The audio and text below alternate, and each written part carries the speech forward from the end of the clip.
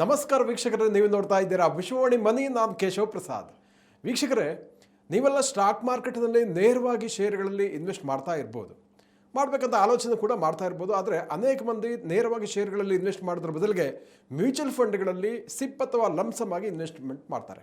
So ಹಾಗಿದ್ರೆ ಕೆಲವರೊಂದು ಪ್ರಶ್ನೆ ಇರ್ಬೋದು, ಯಾಕೆ ಮ್ಯೂಚುವಲ್ ಫಂಡಲ್ಲಿ ಇನ್ವೆಸ್ಟ್ ಮಾಡಬೇಕು, ಡೈರೆಕ್ಟಾಗಿ ಮಾರ್ಕೆಟಲ್ಲಿ ಇನ್ವೆಸ್ಟ್ ಮಾಡ್ಬೋದಲ್ಲ, ಶೇರಲ್ಲಿ ಇನ್ವೆಸ್ಟ್ ಮಾಡ್ಬೋದಲ್ಲ ಅಂತ.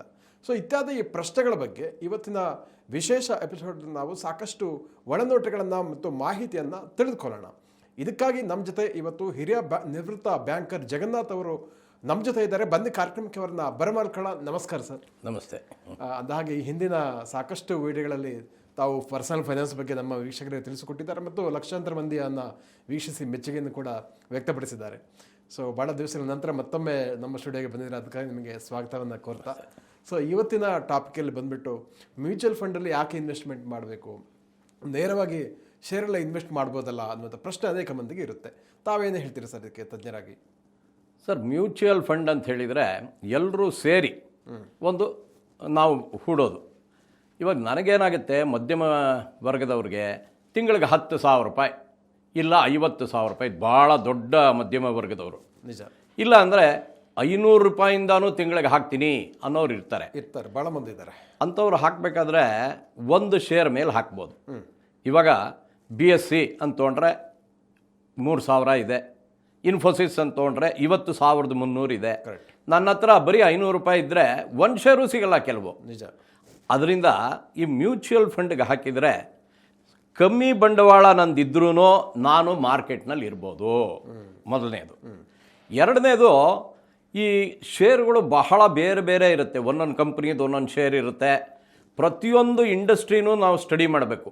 ಈಗ ನೋಡಿ, ನಮ್ಮ ತಂತ್ರಜ್ಞಾನ, ಇನ್ಫೋಸಿಸ್ಸು, TCS, ವಿಪ್ರೋ ಇವೆಲ್ಲನೂ ಇವಾಗ AI ಅಂತ ಬಂದ ತಕ್ಷಣವೇ ಬಹಳ ಕೆಳಗಡೆ ಬಂದ್ಬಿಡ್ತು.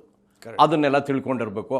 ಭಾಳ ಮೇಲ್ಗಡೆನೂ ಹೋಗುತ್ತೆ ಅವೇನೇ, ಅದನ್ನೆಲ್ಲ ತಿಳ್ಕೊಂಡಿರ್ಬೇಕು. ಯಾಕೆ ಹೋಗುತ್ತೆ, ಹೇಗೆ ಹೋಗುತ್ತೆ, ಇವೆಲ್ಲ ಪ್ರತಿಯೊಂದು ಇಂಡಸ್ಟ್ರಿನೂ ತಿಳ್ಕೊಂಡಿರ್ಬೇಕು. ಇದ್ರ ಬದಲು ಮ್ಯಾನೇಜರ್ಗಳಿದ್ದಾರೆ, ಎಕ್ಸ್ಪರ್ಟ್ಗಳಿದ್ದಾರೆ, ಅವರನ್ನು ನಾವು ನಿಪುಣರ ಹತ್ರ ನಾವು ದುಡ್ಡಿಡೋಣ. ದುಡ್ಡಿಟ್ರೆ ಅವರು ಅದನ್ನು ಇನ್ವೆಸ್ಟ್ ಮಾಡ್ತಾರೆ, ನಮ್ಮ ಪರವಾಗಿ ಅದನ್ನು ಹೂಡಿಕೆ ಮಾಡ್ತಾರೆ. ನಾನು ಬರೀ 10,000 ರೂಪಾಯಿ ಅವ್ರಿಗೆ ಹಾಕಿ ಅವರು ಸುಮಾರು ಕಂಪ್ನಿಗಳನ್ನು ತೊಗೊಂಡಿರ್ತಾರೆ. 10,000 ಎಲ್ಲರ ಹತ್ರ ತೊಗೊಂಡು ಸುಮಾರು 100 ಕೋಟಿ ಅವರು ಮಾರ್ಕೆಟ್ನಲ್ಲಿ ಹಾಕ್ತಾರೆ. ಸುಮಾರು ಒಂದು 50 ಶೇರ್ ಕೊಂಡ್ಕೊಂಡಿರ್ತಾರೆ, ಬೇರೆ ಬೇರೆ ಎಲ್ಲನೂ 2-2 ಕೋಟಿ. ಆ ಥರ ತೊಗೊಂಡ್ರೆ ಯಾವುದೇ ಶೇರ್ ಮೇಲ್ಗಡೆ ಹೋದ್ರೂ ನನ್ನ 10,000ಕ್ಕೆ ಬೆಲೆ ಜಾಸ್ತಿ ಆಗುತ್ತೆ. ಮೊದಲನೇದಾಗಿ ಎಲ್ಲ ಇಂಡಸ್ಟ್ರಿ ಬಗ್ಗೆ ನಾವು ತಿಳ್ಕೊಳಕ್ಕಾಗಲ್ಲ, ಎಲ್ಲ ಸ್ಟಾಕ್ ಬಗ್ಗೆ ತಿಳ್ಕೊಳಕ್ಕಾಗಲ್ಲ. ಮ್ಯಾನೇಜ್ಮೆಂಟು ನಮ್ಗೆ ಅಷ್ಟೊಂದು ಚೆನ್ನಾಗಿ ಬರೋದಿಲ್ಲ. ಮಾರ್ಕೆಟನ್ನು ಒಂದೇ ಸಮ ನಾವು ನೋಡ್ತಾ ಇರೋಕ್ಕೆ ಸಮಯ ಇರೋದಿಲ್ಲ. ಇವೆಲ್ಲದರಿಂದ ನಾವು ಮ್ಯೂಚುವಲ್ ಫಂಡ್ನಲ್ಲಿಟ್ಟರೆ ಸ್ಪ್ರೆಡ್ ಆಗುತ್ತೆ ರಿಸ್ಕು, ಎಲ್ಲ ಕಡೆ ಬಂಡವಾಳ ಇರುತ್ತೆ, ಲಾಭ ಒಂದರಲ್ಲಿ ಮೇಲೆ ಹೋಗುತ್ತೆ, ಒಂದರಲ್ಲಿ ಕೆಳಗೆ ಬರುತ್ತೆ, ನಮಗೆ ತೊಂದರೆ ಆಗಲ್ಲ. ಅದರಿಂದ ಮ್ಯೂಚುವಲ್ ಫಂಡು ನಿಜವಾಗ್ಲೂ ತುಂಬ ಉಪಯೋಗ. ಎರಡನೇದಾಗಿ, ಇವಾಗ ಯಾರೋ ಒಬ್ರಿಗೆ ಕೊಟ್ಬಿಡ್ತೀವಿ, ಅವ್ರು ನಮಗೆ ಮೋಸ ಮಾಡಿಬಿಡ್ತಾರೆ, ಈ ತಾಪತ್ರಯ ಇರಲ್ಲ. ಬರೀ 10,000 ಕೊಟ್ಟರು HSBC, state bank of India, LIC ದೊಡ್ಡ ದೊಡ್ಡ ಆರ್ಗನೈಸೇಷನ್ಸು ನಮ್ಮ ಹತ್ರ ಎಲ್ಲ ದುಡ್ಡು ತೊಗೊಂಡು ಅವರು ಮ್ಯಾನೇಜರ್ಗಳನ್ನಿಟ್ಟು ಅವರು ಕೊಂಡ್ಕೊಳ್ತಾರೆ. ಅದರಿಂದ ನಮಗೆ ಆ ಹೆದರಿಕೆ ಇರೋದಿಲ್ಲ. ಮೂರನೇ ವಿಚಾರ, ಇವಾಗ ಸೆಬಿ ಇದೆ. ಸೆಬಿನವ್ರು ಏನು ಮಾಡ್ತಾರೆ, ಕೆಲವು ಡೈರೆಕ್ಷನ್ಸ್ ಕೊಡ್ತಾರೆ, ಹೀಗೀಗೆ ಇರಬೇಕು.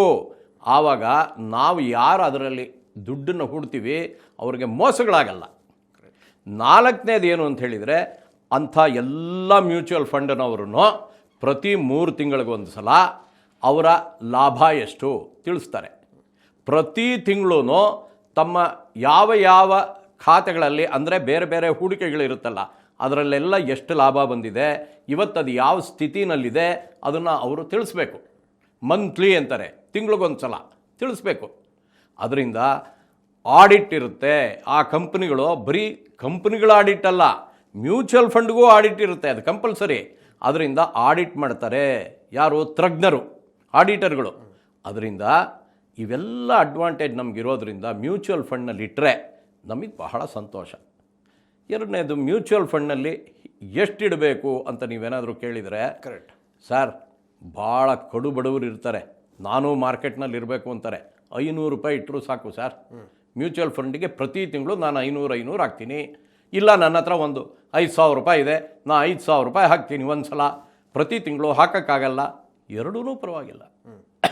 ತುಂಬ ಜಾಸ್ತಿ ಹಾಕ್ತೀರಾ, ಕೆಲವರು ನಿವೃತ್ತರಾದ ತಕ್ಷಣ 1 ಕೋಟಿ ರೂಪಾಯಿ ಒಂದು ಕಡೆ ಇಟ್ಬಿಟ್ಟಿದ್ದೀನಪ್ಪ, ನನಗೆ ಸಿಸ್ಟಮಿಕ್ ವಿಡ್ರಾಯಲ್ ಪ್ಲ್ಯಾನ್ ಮಾಡ್ಕೊಂಬಿಟ್ಟಿದ್ದೀನಿ ಮ್ಯೂಚುವಲ್ ಫಂಡ್ನಲ್ಲಿ, ತಿಂಗಳಿಗೆ ಇಷ್ಟು ಅಂತ ಬರುತ್ತೆ, ಸುಖವಾಗಿದ್ದೀನಿ, ನನಗೆ ಯಾವುದೂ ಪೆನ್ಷನ್ ಬರಲ್ಲ ಅನ್ನೋರು ಇರ್ತಾರೆ. ಅದರಿಂದ ಎಷ್ಟು ಇಡಬೇಕು, ಎಷ್ಟು ಬಂಡವಾಳ ಹೂಡಬೇಕು, ಅವರವರ ಮಟ್ಟದಲ್ಲಿ ಅವ್ರವ್ರು ಇಡ್ತಾ ಹೋಗ್ಬೋದು, ಏನೂ ತೊಂದರೆ ಇಲ್ಲ. ಓಕೆ ಸರ್, ಇವಾಗ ಮ್ಯೂಚುವಲ್ ಫಂಡಲ್ಲಿ ತಾವು ಹೇಳಿದ್ರಿ 500 ರೂಪಾಯಿಂದಲೂ ಹೂಡಿಕೆಯನ್ನು ಆರಂಭಿಸ್ಬೋದು ಅಂತ. ಸೊ ಈಗ ಯಾವ ವಯೋಮಾನದವರು ಹೂಡಿಕೆ ಮಾಡ್ಬೋದು, ಯಾವಾಗ ಶುರು ಮಾಡಿದ್ರೆ ಒಳ್ಳೆಯದಾಗುತ್ತೆ, ಸೊ ಆಮೇಲೆ ಯಾವೆಲ್ಲ ಟಾರ್ಗೆಟನ್ನು ಇದನ್ನು ನಾವು ಈಡೇರಿಸ್ಕೊಳ್ಬೋದು ಅಂತ ಹೇಳ್ತೀರಿ ಅಂತ? ಸರ್, ಇವಾಗ ನೋಡಿ, ಯಾವುದೇ ಉಳಿತಾಯ ಆಗಲಿ, ನಾವು ಕೆಲಸಕ್ಕೆ ಸೇರಿದ ತಕ್ಷಣ ಉಳಿತಾಯ ಮಾಡೋಕ್ಕೆ ಶುರು ಮಾಡಬೇಕು. ನನ್ನ ಮಕ್ಕಳ ಹೆಸರಿನಲ್ಲಿ ಉಳಿತಾಯ ಮಾಡೋದು ಬೇರೆ ವಿಚಾರ. ನಾನು ಕೆಲಸಕ್ಕೆ ಸೇರಿದ ತಕ್ಷಣ ನಾನು ಮೊದಲೇ ಹೇಳ್ತಿದ್ದೆ, ಟರ್ಮ್ ಪಾಲಿಸಿ, ಇನ್ಶೂರೆನ್ಸು ಅದು ತೊಗೊಳ್ಳೇಬೇಕು ಪ್ರತಿಯೊಬ್ಬರು. ಹೌದೌದು. ಅದಾದ ಮೇಲೆ ನೀವು ಉಳಿತಾಯನ ಎಲ್ಲಿ ಮಾಡ್ತೀರಾ ಅಂದರೆ, ಬಹಳ ಜನ ಮ್ಯೂಚುವಲ್ ಫಂಡ್ನಲ್ಲಿ ಮಾಡ್ಬೋದು, ಪ್ರತಿ ತಿಂಗಳು ಇಷ್ಟು ಇಡ್ತೀನಿ ಅಂತ ಅಂದ್ಕೊಬೋದು. ಆಮೇಲೆ ಏನಕ್ಕೆ ಅಂದ್ಕೊಂಡ್ರೆ ನೋಡಿ, ಶಾರ್ಟ್ ಡ್ಯೂರೇಷನ್ಗೂ ಕೆಲವರು ಇರ್ತಾರೆ, ಲಾಂಗ್ ಡ್ಯೂರೇಷನ್ಗೂ ಕೆಲವರು ಇರ್ತಾರೆ. ಕರೆಕ್ಟ್. ಇವಾಗ 2020ರಲ್ಲಿ ಕೋವಿಡ್ ಬಂತು. ಏಪ್ರಿಲ್ ತಿಂಗಳು 2020ರಲ್ಲಿ ಯಾರು ಮ್ಯೂಚುವಲ್ ಫಂಡ್ನಲ್ಲಿ ದುಡ್ಡಿಟ್ಟರು, ಒಂದೇ ಒಂದು ವರ್ಷಕ್ಕೆ 70-80% ರಿಟರ್ನ್ಸ್ ಬಂದುಬಿಟ್ಟಿದೆ. ಯಾಕಂದರೆ ಏಪ್ರಿಲ್ 2020ನಲ್ಲಿ ಎಲ್ಲ ಮಾರ್ಕೆಟು 20ನೇ ತಾರೀಕು ಮಾರ್ಚ್ ಬಹಳ ಕೆಳಗಡೆ ಇತ್ತು. ಮ್ಯೂಚುವಲ್ ಫಂಡ್ನಲ್ಲಿ ಇಟ್ಟವರು ಒಂದು ವರ್ಷದಲ್ಲಿ ಅದು ಚೇತರಿಸ್ಕೊಂಡ್ಬಿಡ್ತಲ್ಲ, ಆವಾಗ 60% 70% ಒಂದೇ ವರ್ಷ ಮಾಡಿದ್ದಾರೆ. ಅದೇ ರೀತಿ 2024 ಏಪ್ರಿಲ್ ಇಟ್ಟು ಈ 2025 ಏಪ್ರಿಲ್ಲು ಎಷ್ಟು ಬಂತು ಅಂತ ನೋಡ್ಬೋದು.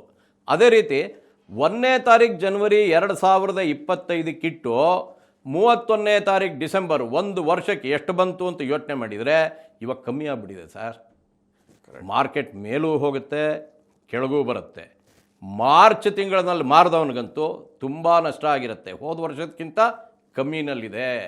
ಅದರಿಂದ ಯಾವಾಗಲೇ ನಾವು ಇನ್ವೆಸ್ಟ್ ಮಾಡಬೇಕಾದ್ರೂ ಒಂದೇ ರೀತಿಯಲ್ಲಿ ಲಾಭ ಇರುತ್ತೆ, ಒಂದೇ ರೀತಿಯಲ್ಲಿ ಮಾರ್ಕೆಟ್ ಹೋಗುತ್ತೆ, ಅದು ಸುಳ್ಳು.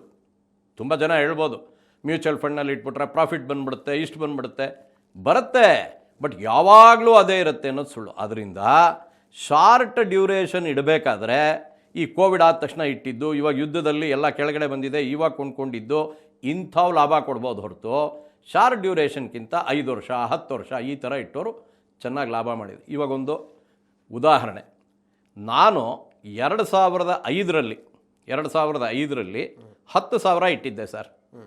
20 ವರ್ಷಕ್ಕೆ ಅದು ಈಗ 1,24,000 ಆಗಿದೆ. ಅಮೇಜಿಂಗ್.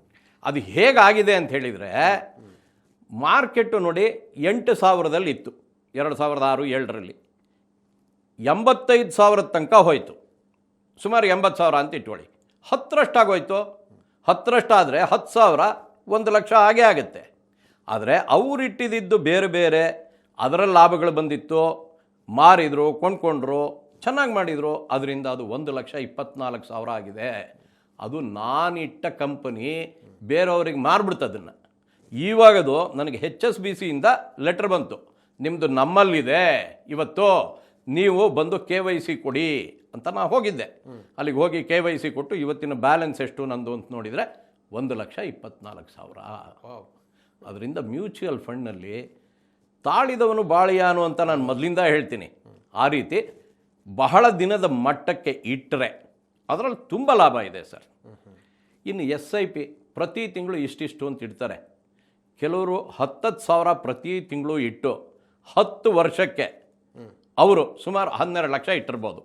ಬಟ್ ಅದು ಎಲ್ಲಿ ತನಕ ಬೆಳೆದುಬಿಟ್ಟಿದೆ ಕೆಲವ್ರದ್ದು ಅಂದರೆ ಅರ್ಥನೇ ಆಗದೆ ಇರೋಷ್ಟು ಬೆಳೆದುಬಿಟ್ಟಿದೆ.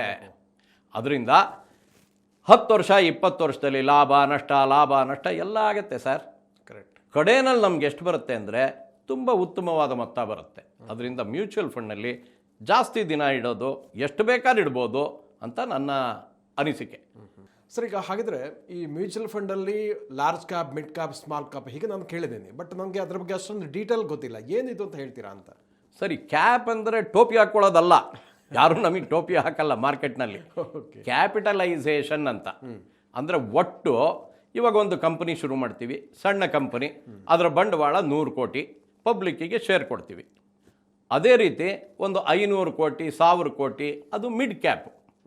ಅದೇ ನೋಡಿ ದೊಡ್ಡ ದೊಡ್ಡ company, Infosys, TCS, state bank of India, ಇವೆಲ್ಲ ತುಂಬ ದೊಡ್ಡ ದೊಡ್ಡ ಕಂಪನಿ, ಅದು ಲಾರ್ಜ್ ಕ್ಯಾಪ್. ಕ್ಯಾಪಿಟಲ್ ಜಾಸ್ತಿ ಇರೋದು ಲಾರ್ಜ್ ಕ್ಯಾಪ್. ಓಕೆ. ಇದರಲ್ಲಿ ಕೆಲವು ಕಂಪನಿಗಳು ಸ್ಮಾಲ್ ಆಗಿ ಶುರುವಾಗಿ 1993ರಲ್ಲಿ ಇನ್ಫೋಸಿಸ್ ಬಹಳ ಸಣ್ಣದಾಗಿ ಶುರುವಾಗಿ, ಅಥವಾ TCS 200-2000 ಚಿಲ್ಡ್ರನಲ್ಲಿ ಸಣ್ಣದಾಗಿ ಶುರುವಾಗಿ ಭಾಳ ದೊಡ್ಡದಾಗಿ ಬೆಳೆದಿರ್ಬೋದು. ಆ ಥರನೂ ಬೆಳೆದಿರೋದುಂಟು. ಶುರುವಾಗೋವಾಗಲೇ ಭಾಳ ದೊಡ್ಡದಾಗೂ ಶುರುವಾಗಿರೋದು ಉಂಟು, ಲಾರ್ಜ್ ಕ್ಯಾಪ್, ಮಿಡ್ ಕ್ಯಾಪ್.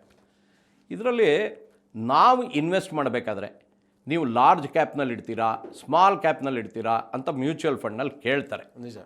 ಆವಾಗ ನಮಗೆ ರಿಸ್ಕ್ ಜಾಸ್ತಿ, ಅಪಾಯ ಜಾಸ್ತಿ ಇದ್ದರೂ ಪರವಾಗಿಲ್ಲ, ನನಗೆ ವಾಪಸ್ ದುಡ್ಡು ಜಾಸ್ತಿ ಬೇಕು, ಕಳ್ಕೊಂಡ್ರೂ ಪರವಾಗಿಲ್ಲ, ಬಂದರೆ ಜಾಸ್ತಿ ಬರಲಿ ಅನ್ನೋರು ಸ್ಮಾಲ್ ಕ್ಯಾಪ್ನಲ್ಲಿ ಹಾಕ್ತಾರೆ. ಹಾಗಂತೇಳಿ ಸ್ಮಾಲ್ ಕ್ಯಾಪ್ನಲ್ಲಿ ಹಾಕಿದವ್ರಿಗೆಲ್ಲ ತುಂಬ ಒಳ್ಳೆ ಲಾಭ ಬರುತ್ತೆ ಅಂತಲ್ಲ, ಅಪಾಯ ಇರುತ್ತೆ ಜಾಸ್ತಿ.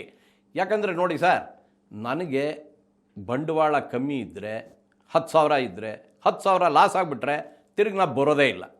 ಅದೇ 1 ಕೋಟಿಯವನು 10,000 ಲಾಸ್ ಆದರೆ ಅವನಿಗೆ ಏನೂ ಅಲ್ಲ. ಅದರಿಂದ ದೊಡ್ಡ ಮೀನು ಯಾವಾಗಲೂ ಬೆಲೆ ಇರುತ್ತೆ. ಅದರಿಂದ ಏನು ಮಾಡಬೇಕು ಅಂತ ಹೇಳಿದರೆ, ಪ್ರತಿಯೊಬ್ಬರೂ ಬೇರೆ ಬೇರೆ ಇದರಲ್ಲಿ ಇಡಬೇಕು.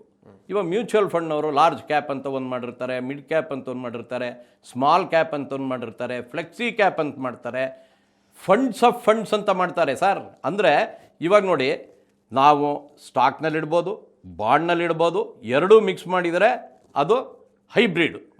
ಅದ್ರ ಜೊತೆಗೆ ಗೋಲ್ಡ್ನಲ್ಲಿರ್ಬೋದು, ಬೆಳ್ಳಿನಲ್ಲಿಡ್ಬೋದು, ಬೇರೆ ಬೇರೆ ಇದರಲ್ಲಿ ಇಡ್ತಾ ಹೋಗ್ಬೋದು.